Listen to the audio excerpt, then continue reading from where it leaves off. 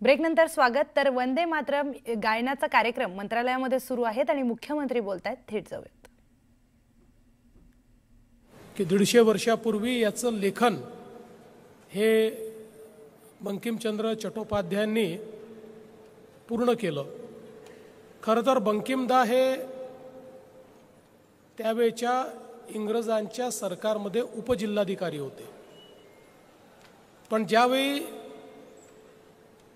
त्यांनी इंग्रजी सरकारची जुलमी राजवट पाहिली त्यावेळी त्यातनं व्यथित होऊन त्यांनी काही लिखाण सुरू केलं होतं आणि त्याचवेळी गॉड सेव्ह द किंग किंवा गॉड सेव्ह द क्वीन अशा प्रकारचं जे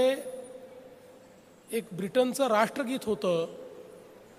ते गाण्याचा पायंडा हा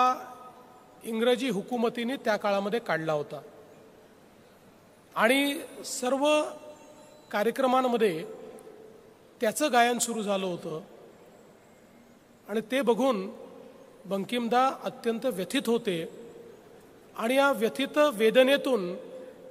त्यांच्या साहित्यातून एक हा आविष्कार वंदे मातरम नावाचा त्या ठिकाणी तयार झाला। खरं म्हणजे त्यांनी 1870 मध्ये लिखाण सुरू केलं होतं, पण हे जे काही पूर्ण त्यांनी केलं ते साधारणपणे 1875 ते 76च्या दरम्यान आणि आजच्याच दिवशी त्यांनी हे कार्य पूर्ण केलं होतं। आणि आनंद मठ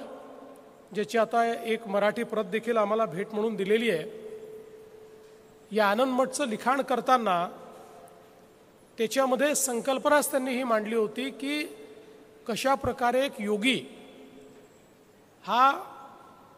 इंग्रजांच्या हुकुमतीमुळे जी काही जुलूम चाललेले आहेत त्या जुलमांच्या विरुद्ध बंड पुकारतो आणि समाजामध्ये प्रेरणा निर्माण करून त्या ठिकाणी या